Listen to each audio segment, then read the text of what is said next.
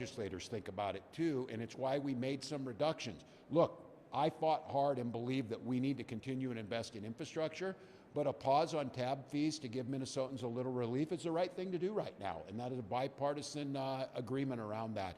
I'm going to give a huge shout out to the team that made this happen. I think this deal was willed into existence by Patrick Tanis, who's serving as my chief of staff, and who proved to be incredibly talented in some of the toughest moments.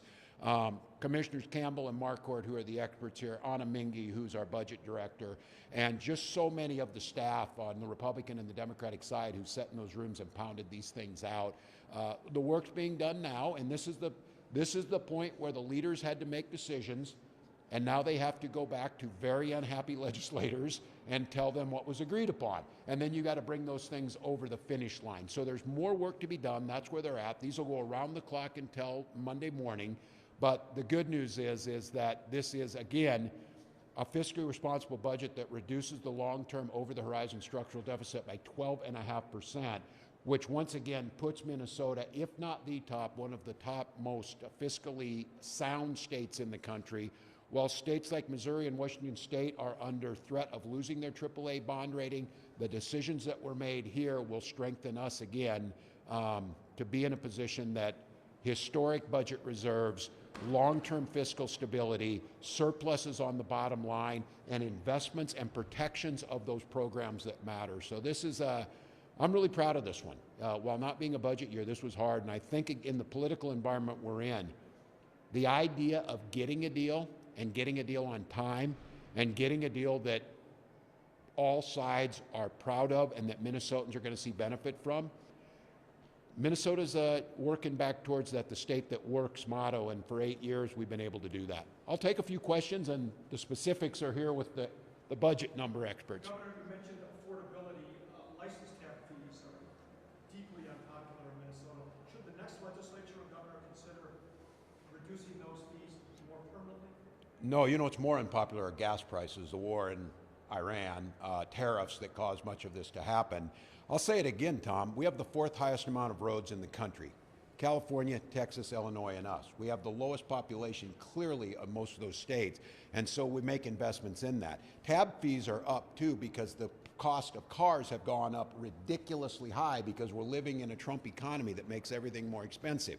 So you got to fix the roads, and there are a few things that are more clearly dedicated than tab fees directly to public safety, the State Patrol, the Trunk Highway Fund. And so I will acknowledge this, that right now, that's one thing that we can save money on, because I'll say it again, the Trump administration is doing absolutely nothing to make life more affordable. So I was more than willing to look at this, but I worked really hard for dedicated funding around roads. We've made historic bonding bills and bonding investments, and our infrastructure is as strong as it's ever been. You can't come here, pretend like you're not going to pay for something, and then expect the roads, the bridges, the water treatment plants to be fixed. So I am not encouraging, but it will not be my decision to make. But I am more than willing to meet folks halfway on that, which we did, reducing those prices by half for folks. But is it difficult to reach that agreement, but is there a lot of reluctance among some? Well, the reluctance probably was just how we would structure it for the short term. But no, I think there's an agreement. And look, if you're a Republican legislator and you're looking towards November, you're in big trouble on the cost of things, because you were promised in 24 that it was the cost of eggs, it was the cost of gas, it was all those things. Those have all skyrocketed. So they were looking to reduce these, and I agree with them on this. This makes sense. I don't want to raise those fees just to make costs more expensive for people, but it has to pay for the roads. And I saw in today's paper, and this is a fair one, how do you deal with EVs who aren't buying gas, but they're still using the roads and the wear and tear on that? So I think this was a smart one, that I do not deny people are feeling those. I do not deny when the average cost of an automobile has exceeded $50,000 now. That's going to be an impact when you go and license your car. Those are going to go up based on the value of the car. So I think it was a smart thing to reduce them, but I would be very cautious about undermining investments in infrastructure in the future, because you have to keep it up. What about the moms demand action that you just Yeah. mentioned upstairs? What did you tell them, and did it come up that you couldn't get gun control in the final? Well, we've moved things since we've been here. I'm very proud of our reg flag law legislation. I'm very proud of some of the things we've done around extreme background checks. There's more things in the package we put forward. Very proud of the senators who took a vote. It's what you're It's what your job is. It's what people were told, and they were told there would be a vote. I think the expectation of those moms is that they have the vote. And I've said this all along. If you're going to vote no, and you believe this idea of these assault weapons and high-capacity magazines, you absolutely believe with all your being that that is a right that can never be infringed upon in any way, you should proudly then vote no against this, and you should be proud to stand up. It makes me wonder, why don't you want to vote on this? And I think we all know if this bill comes to the House floor, it will pass. That's clearly why it's not coming to the House floor. Because if you're against it, you would want to highlight you're against it. And so I think what those moms up there are saying is they're being very respectful in this. They disagree strongly. They're not up there chastising or questioning someone other than they were promised a vote and they'd like a vote. And I still think that that should happen. I do believe, and I am pretty good at whip counting, it will pass if it comes to the House floor, and Minnesota will take a stand on reducing violence and protecting our children. Good. Welcome. Pardon me? I'll let the experts come in. Sure. Erin Campbell, I'm the commissioner at MMB. So what we have in the agreement is $200 million, $205 million that would go to HCMC more or less immediately. There's also $500 million in a secondary reserve that would be available to them next summer. The reason for that is because the legislature is committed to taking action on HCMC and perhaps other hospital instability issues next legislative session. And so the goal would be for that action to have and the need for the reserve to go away. But if it doesn't, the reserve is available to them next summer. From the reserve, for the secondary reserve, from the available balance on the bottom line.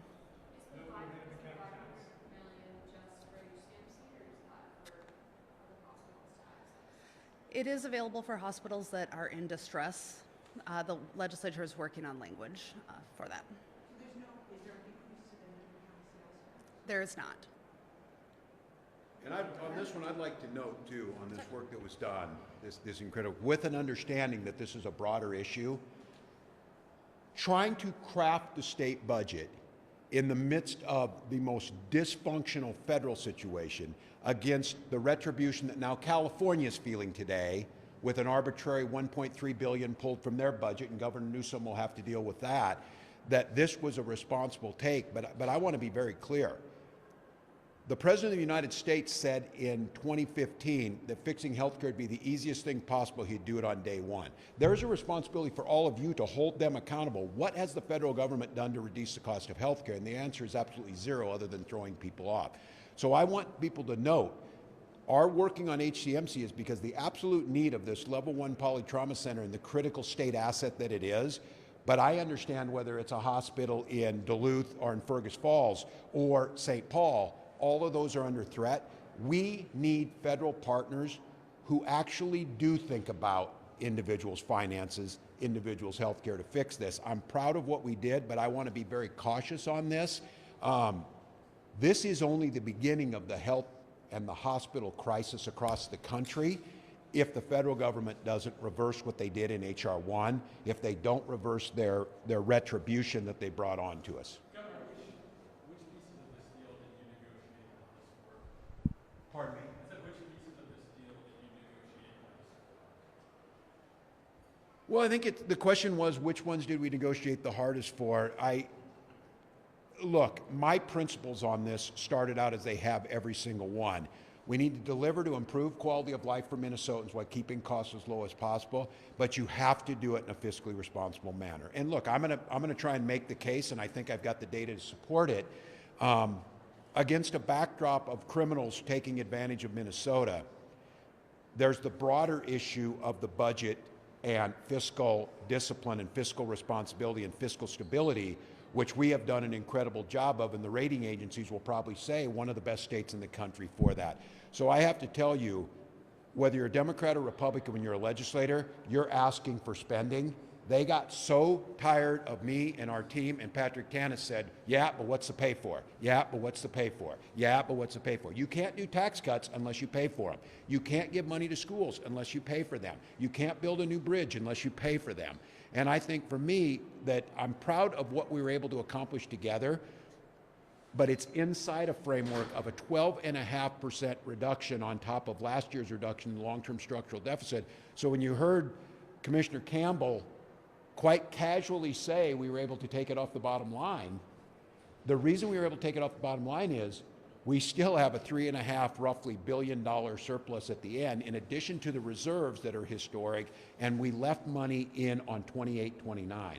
Because for me, what I'm most proud of in asking this is, my job is to hand this off to the next governor, whoever the people of Minnesota choose, to hand off a state that is in solid financial shape, that now has the tools and the changes that were made for the program integrity around the weaknesses that were exploited by people, and yet be able to see those rankings on childhood poverty being some of the lowest in the country, healthcare access being some of the highest. So I think for me, I like all the proposals that were there, but I was, and my team was in the room on the fiscal responsibility piece of saying we have to stay within our means. I'm gonna go here. Governor, actually, I have Michelle's question. There seems to be nothing in the budget deal about the economic ramifications of Operation Natural Surge. Was that ever part of the negotiation? Yeah, those are still being, the question was about Metro Surge. Look, to get to the leaders' framework and to give target numbers and then to go work on them, we have to shrink that down to the point of the fiscal priorities that were there. And that was HR 1 compliance, HCMC, reduction of long-term structural imbalance, and then figuring out could we do that in a bonding bill that needed to be done. There are a lot of policy things that are still being discussed that are still out there. And it could be things like Roy Wilkins Arena and things that need to be done. These proposals were brought up by Mayor Herr. There are things like guns that still need to be done. And for many of us, an accountability and the money that we want to put in for what happened with Metro Surge. Now, I'll tell you, one of the most frustrating things for me is, whether it's SNAP, whether it's small business assistance, all of that, we are paying hundreds of millions of dollars for the recklessness of the federal government. And my team and others are working on this. They owe us. They owe us the money that belongs to us. They owe us for what they did to us. And we need to figure out, when I keep seeing the president's in a lawsuit to sue the IRS or something so that he can get billions of dollars that he was illegally. He needs to quit worrying about himself and worry about the people that he was elected to serve. And here in Minnesota, we can't backfill all the damage. And I still keep saying, you're seeing it spread across the country, that damage is going to continue to come. So that work is still ongoing. Do I think that the Republicans are going to help us around Metro Surge? I'm not real hopeful, but I know their constituents were hurt by it, so we'll see. Got time for one more? Governor, can you speak to what you had to do to respond to HR 1 and how much the state had to kick in and kind of how people will we still potentially affected? Sure. Good morning. I'm Anna Mingy, State Budget Director with MMB. So the question was, what does the budget include to respond to HR 1, the federal reconciliation bill that was enacted last summer? I think there are sort of three main sort of streams of work. First, Medicaid compliance, then SNAP, and then also things on tax conformity, which Commissioner Marquardt is here as well. On Medicaid, the big pieces that we needed to grapple with this year were compliance with work requirements, which is sort of assumed, baked into the targets in the global deal, as well as retroactive coverage. So when someone is deemed eligible for medical assistance, how far back do we look in terms of what claims will be covered by Medicaid? And so that is all sort of wrapped up in the numbers for the Health and Human Services Committee. Yep.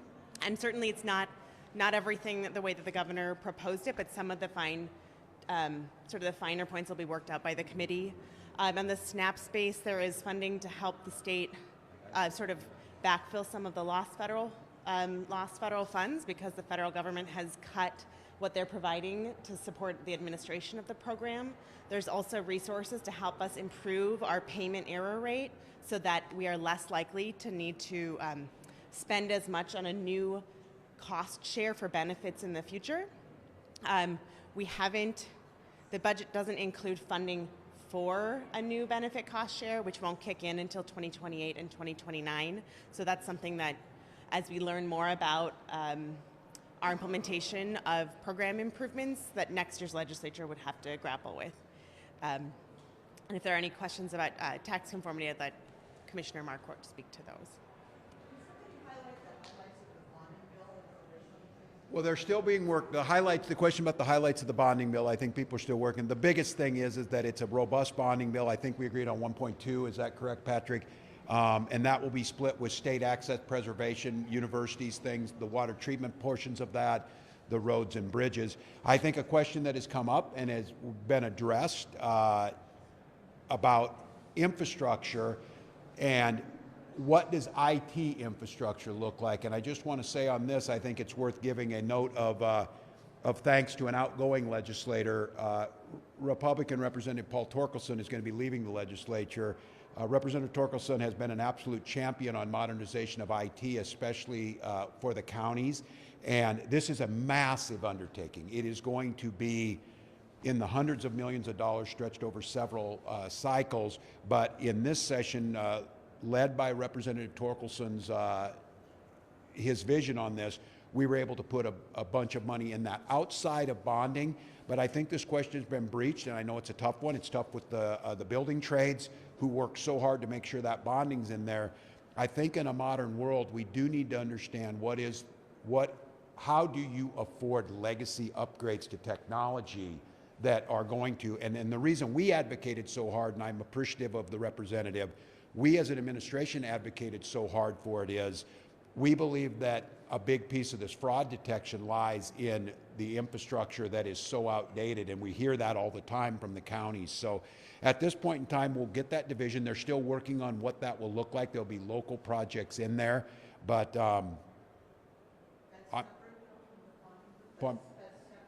yeah, separate the IT pieces. I bring it up in conjunction with that because I know it's been being talked about. I mentioned it here. It's controversial because it would pull money away from traditional infrastructure projects. But like I said, you don't get to come here and talk about you lowered taxes while the bridges are collapsing. You don't get to say you lowered taxes while water treatment plants aren't there. You don't get to say you lowered taxes, complain about fraud when we're using green screen computers that make it easier to do that. And I think this legislature, quite honestly, responded pretty well to that. I asked them, I said, if you're going to do a state IG, it needs to be funded. We figured out a way to do that. And so I think this bonding bill, again, these have been some of the most robust. It makes a big difference. I said long-term stability of the state in terms of physical infrastructure, budget stability, budget reserves, long-term outlet of job growth is very, very solid. And couple that now with the ability to have the tools to do a better job of stopping fraud, it puts us in a good position. I'm proud of this. I know there's a lot more work to be done. I hope we can tackle some of these outstanding issues, and I would just make my plug after coming with those kids upstairs. Just put that bill to a vote that passed the Senate. Let's see what happens up in the House. So we'll get back with you. Thank you. Thank you. Thank you, guys. Commissioner, question. Repeat again where that $500 million reserve comes from. So it'll be